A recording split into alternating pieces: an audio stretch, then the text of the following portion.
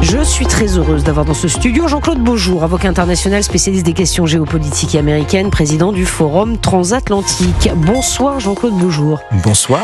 Merci d'être là. Merci Gabriel Cluzel et Nathan Devers sont également arrivés dans ce studio, comme tous les dimanches soirs à la même heure.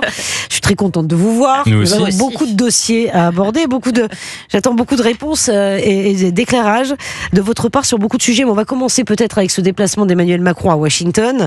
On va réécouter quand ils auront récupéré en régie la petite intervention d'Emmanuel Macron que nous avons eue dans le journal sur le ton employé par Emmanuel Macron qui est déjà à Washington. Il va devoir parler de l'Ukraine, Jean-Claude Beaujour. Je crois que c'est l'essentiel de son voyage. Oui.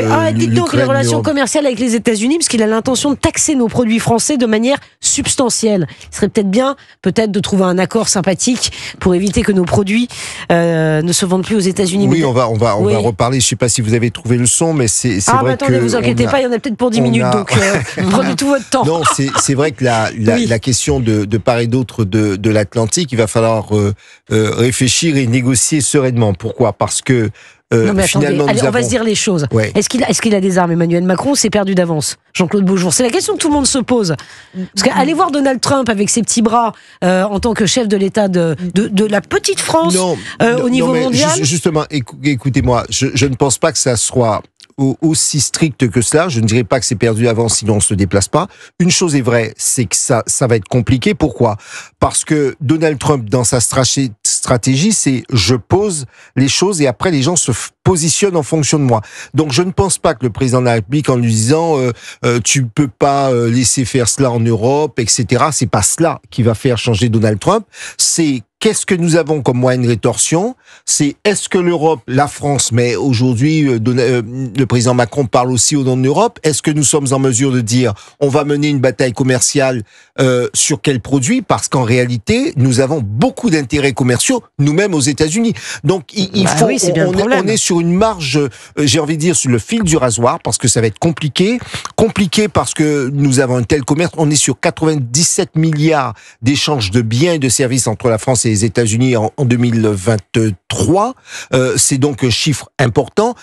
Donc, les Américains, mais nous non plus, nous n'avons pas intérêt à ce que les choses dérapent. Donc, oui, la marge de manœuvre du président Macron est très, très, très faible. On va réécouter les mots d'Emmanuel Macron, mais moi, ce qui m'a interpellé pendant le journal, c'est le ton utilisé par le chef de l'État. Au fond, tu peux pas être faible face au président Poutine. C'est pas ton intérêt. Comment ensuite être crédible face à la Chine si tu es faible face à Poutine ? Voilà.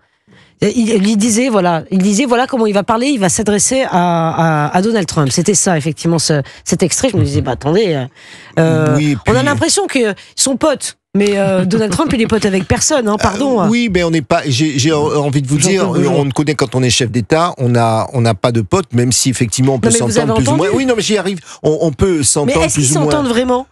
Non mais Donald Trump s'en fiche de tout cela. Ce qui compte, ce sont ses intérêts à un moment donné.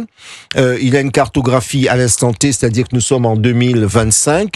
On sera le 25, 26, j'ai un peu de mal, le 25. Moi non plus, je ne sais plus, on sera le 24. On sera le 24 février. Donald Trump, je fais une radiographie au 24 février. C'est quoi mes intérêts ? C'est quoi mes armes ? Comment faire plier ? C'est tout. Le reste, il connaît pas. Ah ouais, incroyable. Oui, Nathan Devers.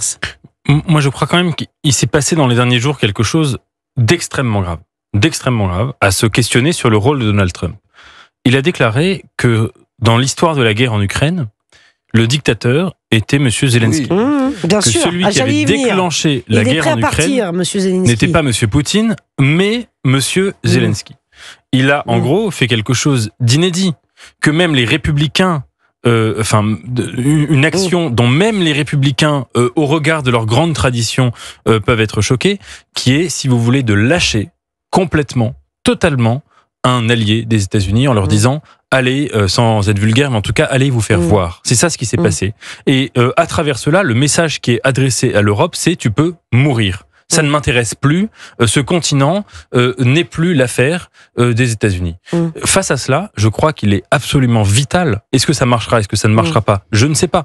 Mais qu'il ait un sursaut européen. Et donc, que si vous voulez, le président français estime que dans une telle circonstance, on n'a pas d'autre choix que de montrer les muscles face à Donald Trump. Ce sera peut-être un échec, j'en sais rien. Mais je vois pas d'autres possibilités, sinon celle de la capitulation et celle, voire, certains pourraient dire, d'une forme de soumission ou de collaboration face à ce qu'est en train de faire Donald Trump, c'est-à-dire d'inverser la vérité historique. Oui, Jean-Claude Beaujour. Oui. Non, mais c'est vrai. Bon, ce que dit Nathan Devers, je voulais y venir plus tard, cher Nathan Devers. Pardon, excusez-moi. Je voulais même qu'on écoute les mots de monsieur C'est parce qu'il est très intelligent. Donc mais oui, il est brillant. Mais oui, mais c'est vrai. Effectivement, le président Zelensky qui dit « je suis prêt à me retirer ». C'est-à-dire à céder à Donald Trump. On est prêt à lâcher l'Ukraine, mais il a raison Nathan dans ce qu'il dit. C'est-à-dire que l'Europe, allez, on se dit les choses. Donald Trump, il s'en fiche. Oui, bien sûr. Bien sûr, parce que nous étions traditionnellement des alliés, même si les Américains ont des intérêts, parce que avec les démocrates, ça a aussi été leurs intérêts. Nous sommes tous satisfaits de l'élection de Barack Obama. Pour autant, Barack Obama a regardé vers le Pacifique et l'Europe était déjà à côté. La réalité, c'est que tout le monde compte sur les Américains comptent sur les Américains, pas que les Américains, les Chinois aussi, les Russes aussi. On compte sur l'affaiblissement de l'Europe, sur notre division. Donc le vrai sujet, c'est au-delà de Donald, tu peux pas laisser faire cela, c'est est-ce qu'on est prêt à réaffirmer en quelque sorte notre identité européenne? Est-ce qu'on est prêt sur les moyens? Qu'est-ce qu'on est prêt à mettre sur la table? Est-ce qu'on va avoir les moyens? Est-ce qu'on va avoir les moyens d'aller de l'avant? Et est-ce qu'on peut arriver à un consensus à l'intérieur de l'Union européenne? Parce que vous avez vu que les Espagnols sont pas trop d'accord sur l'envoi de troupes, les Anglais sont plutôt favorables, etc. Donc il y a encore un manque de consensus. C'est ça le vrai sujet. Et est-ce que par exemple sur les questions, mais il n'y a pas que les questions budgétaires, mais notamment les questions budgétaires, est-ce qu'on va se dire, est-ce qu'on va faire du quoi qu'il en coûte pour notre défense? C'est ça les vrais sujets. Si on veut construire la paix, il faut se dire, qu'est-ce qu'on met sur la table pour pouvoir sécuriser les frontières? Voilà, c'est ça, et c'est ça que Donald Trump, c'est ça que Donald Trump entendra. Parce que Jean-Claude Beaujour, très honnêtement, si on se faisait attaquer, si les États-Unis n'intervenaient pas, je parle de l'Union européenne, pas que de la France, c'est plié. J'ai envie de dire, parce qu'on a lâché, on a baissé la garde là-dessus, en sachant que les États-Unis étaient derrière nous. Alors, oui, mais je ne dirais pas que c'est plié. Attendez, je peux pas dire c'est plié. Je peux dire c'est dramatiquement inquiétant parce que pour l'instant on a montré notre désunion.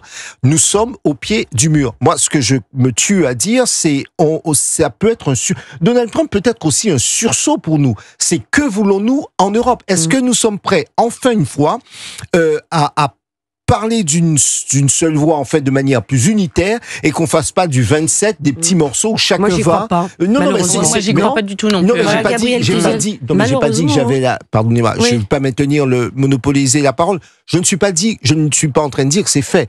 Je suis en train de dire que c'est l'épreuve de vérité pour nous. Vous avez raison, le résultat on l'aura, c'est qu'est-ce qu'on est capable de mettre sur la table en face, c'est tout. Après, pleurnicher, moi je veux bien, on peut s'asseoir et pleurer, si vous voulez, on peut pleurer ensemble et oui, on sera navré, mais ça ne changera pas la position de Donald Trump. Donald Trump, il ne reconnaît, et les Américains, et les Russes, et les Chinois ne reconnaissent que la force. Voilà, parce qu'en fait, il n'y a pas d'affection à avoir, il n'y a que rapport de force, que rapport d'intérêt. Donc c'est à nous à nous positionner sur ce rapport d'intérêt. Vous avez raison, Gabriel Cluzel. Non, mais moi je partage votre avis sur le fait que les Américains ont des intérêts, c'est tout, et depuis toujours, j'ai envie de dire. Enfin, ça s'est pas arrivé avec Donald Trump. C'est-à-dire qu'ils ne défendaient pas l'Europe par altruisme parce qu'ils aimaient les Européens, qu'ils les trouvaient très gentils, parce que c'était leur intérêt, et que là leur intérêt est ailleurs, et que Trump considère qu'aujourd'hui son objectif c'est de faire en sorte que l'alliance qui se profile entre la Chine et la Russie casse. Bien sûr. Il y a l'Iran aussi, enfin tout ce bloc-là, il entend le diviser parce qu'il considère que c'est une menace majeure pour les États-Unis. Donc c'est ce qu'il est en train de faire. Je pense en effet que les rodomontades là, le discours d'Emmanuel Macron, déjà c'est un peu curieux de prévenir, de dire avant ce qu'il va dire. Je vais lui dire ceci, je vais lui dire cela. C'est bizarre de dévoiler tout son plan. Et puis c'est un peu paternaliste. Et on dirait la grenouille qui veut se faire aussi grosse que le bœuf et qui c'est un peu particulier comme ton, c'est un peu particulier. Le ton, on est d'accord. Par ailleurs, moi, ce qui me choque il est très très européiste, et c'est là où peut-être où je diverge avec Jean-Claude, c'est que je considère qu'aujourd'hui l'Europe, l'Union européenne signe son échec sur tous les plans en réalité, parce qu'elle s'est construite, elle s'est pas construite, elle n'est pas du tout solide sur ses appuis, et c'est un peu le retour des nations. Vous dites la Russie, les États-Unis, nous la France, il n'y a pas de retour des nations, alors qu'on a des atouts. Emmanuel Macron, il pourrait en profiter pour pour jouer la carte de la France. On a un siège permanent au Conseil de sécurité. Conseil de sécurité, voilà. Mais les Allemands, ils aimeraient bien le partager avec nous, mais c'est pas, ça serait pas impossible. Oui. Ils ont l'arme nucléaire, ils ont une armée qui est meilleure que celle que toutes les. Mais oui, non, mais ce que je veux dire, c'est que la France, mais bien sûr, il s'agit pas de rivaliser avec la Russie, avec la Chine, mais ce que je veux dire, c'est que Emmanuel Macron essaie de traîner derrière lui sur son dos, alors qu'il est tout petit, justement, toute l'Europe, qui n'est pas unie, en fait, qui n'a pas le même calendrier, qui veut pas faire la même chose. En plus, une Europe qui est fragilisée. Olaf Scholz, ça y est, il est parti, pour ainsi dire. Vous voyez, il faisait le détail de tous les gens auxquels il avait parlé. Starmer, il est extrêmement fragile, aussi fragile qu'Emmanuel Macron, en réalité. Donc, il pourra pas porter toute cette Europe. Et en plus, envoyer, enfin, si vous voulez, quand on voit la menace intérieure, je veux pas revenir à ce qui s'est passé ce week-end, mais si vous voulez aller dire, nous, on va faire force d'interposition, mettre des soldats non belligérants, déjà des soldats non belligérants, c'est un peu un oxymore, mais passons. On va faire force d'interposition entre la Russie et l'Ukraine, malheureusement, ce qui s'est passé donne raison à Vance. On a un danger intérieur dont on n'arrive pas à venir à bout, et nous, on va mettre la paix chez les autres. Si vous voulez, sur aucun point, malheureusement, nous ne sommes crédibles. Mais ça, moi, je crois qu'il ne faut pas inverser les torts. Pardonne-moi, je vais le dire très vite, mais c'est pas Emmanuel Macron qui est paternaliste dans cette histoire. Mais je dis pas ça pour le défendre. Hein. Je peux être très critique de tout ce qu'il a pu faire depuis 2017. Ce qui est paternaliste, c'est de décider de l'avenir de l'Europe, c'est le sujet, à Riyad, sans les Européens. Oui, ça, c'est avec incroyable. Le régime de Vladimir Poutine et le régime des Américains. Mais oui, ça se fait sans nous, c'est dingue. Quand on essaye de négocier un accord de paix, un accord de future amitié commerciale et politique, qu'est-ce qu'on fait ? C'est pas de l'amitié. Ou de non-agression. C'est un accord. On essaye de montrer les muscles, de se mettre en position de force avant le moment où on va signer l'accord, pour que l'accord soit dans nos conditions. Que fait M. Trump ? Il fait l'inverse. Il est en train de donner raison à Vladimir Poutine de A à Z. Il dit que Vladimir Poutine est victime du dictateur Zelensky qui lui a déclaré la guerre. C'est une distorsion totale, XXL, absolue de la réalité. Face à cela, si vous voulez, c'est un tel cataclysme. Je peux être d'accord avec vous sur une chose, c'est que la construction européenne s'est déployée sur un mirage qui était de croire qu'elle avait lieu sous l'égide des États-Unis. Les États-Unis n'ont jamais été un allié solide, éternel de l'Europe. Et je crois que ce qu'on est en train de vivre avec Trump, c'est la démonstration de cela. Mais le paternalisme aujourd'hui, l'esprit munichois aujourd'hui, il n'est pas du côté d'Emmanuel Macron. Il est du côté de M. Trump. C'est absolument évident. Vous savez comme moi qu'il y a certains journalistes très sérieux qui s'interrogent même, concrètement, sur la nature des relations entre Trump et le Kremlin. Parce que la question aujourd'hui, elle se pose. Elle se pose depuis 2016. Il y a déjà depuis 2016, le New York Times travaille là-dessus, enquête là-dessus, a amené un certain nombre de faits. Mais aujourd'hui, elle se pose très concrètement parce qu'on ne comprend pas à partir de quel moment un individu qui soit un tout petit peu rationnel puisse dire que M. Zelensky est un dictateur et que M. Poutine ne l'est pas. Monsieur Jean-Claude Beaujour a peut-être une réponse à apporter à cette question. Non, mais je ne suis pas dans... Non, mais c'est très intéressant ce que dit Nathan. J'y viens. Je ne suis pas dans la tête de Trump. Je ne suis pas dans la tête de Trump, mais je peux vous dire deux choses. La première, c'est que le rapport, la relation entre les États-Unis et la Russie n'a pas évolué depuis l'arrivée de Trump aux responsabilités.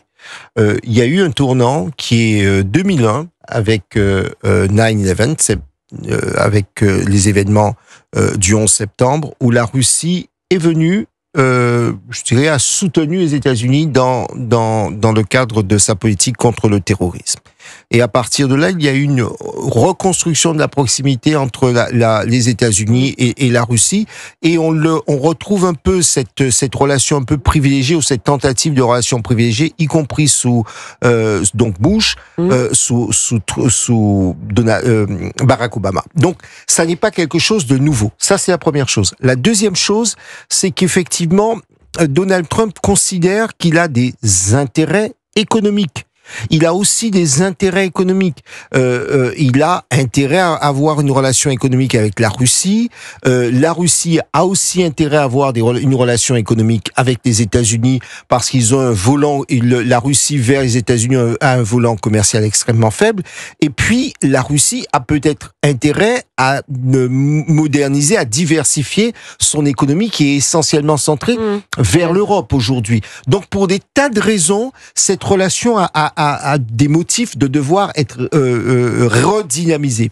Alors, après, vous me dites, il vous explique que Trump, au fond, Zelensky c'est le mauvais et que Poutine c'est le bon garçon. Il va un peu fort quand il qualifie effectivement Zelensky de dictateur. Mais Vladimir Poutine, c'est quoi alors? Vrai, non, mais c'est sidérant et c'est sidérant et c'est vrai que c'est hors de toute compréhension. Je pense qu'il faut voir cela aussi comme une façon de manipuler, y compris de préparer les esprits au fait qu'il peut dire demain à Zelensky, je vais te tordre le bras. C'est peut-être une façon pour lui de dire à Zelensky, tu n'auras pas le choix. Et de l'obliger de l'obliger à céder à l'accord qu'il est en train de discuter avec les Russes. Ça, c'est dans la méthode Trump. Vous savez, il nous a paru, souvenez-vous, pendant la campagne, lorsque Trump vient vous dire, il y a des personnes, c'était au demeurant des Haïtiens qui mangeaient des chiens et des chats. Le directeur de la police dit, non, moi, j'ai aucune remontée de cet état. Et lui, cet état de fait, et lui de dire, oui, mais ça aurait pu arriver, on m'en a parlé. Je veux dire, attendez, vous êtes juste le candidat, l'ancien président des États-Unis, le candidat à la présidence, et vous dites, on m'en a parlé, comme si on vous disait, on m'a dit que Mme Michu vendait des carottes au bout de la rue. Oui, on m'en a parlé, on m'a dit que ça existe. Ouais, c'est incroyable. C'est incroyable. Mais je pense que c'est aussi, et le plus c'est gros, plus ça passe, plus c'est gros, plus ça passe. Bon. Merci beaucoup. Je suis désolée, ça passe trop vite, Jean-Claude Beaujour. Je vois effectivement que ces sujets nous passionnent. Europe 1 va suivre évidemment ce déplacement d'Emmanuel Macron. Cette rencontre, on va voir effectivement ce qui va en sortir. On n'a pas parlé des accords de la taxe sur nos produits. Ce sera à suivre demain, évidemment, sur Europe 1.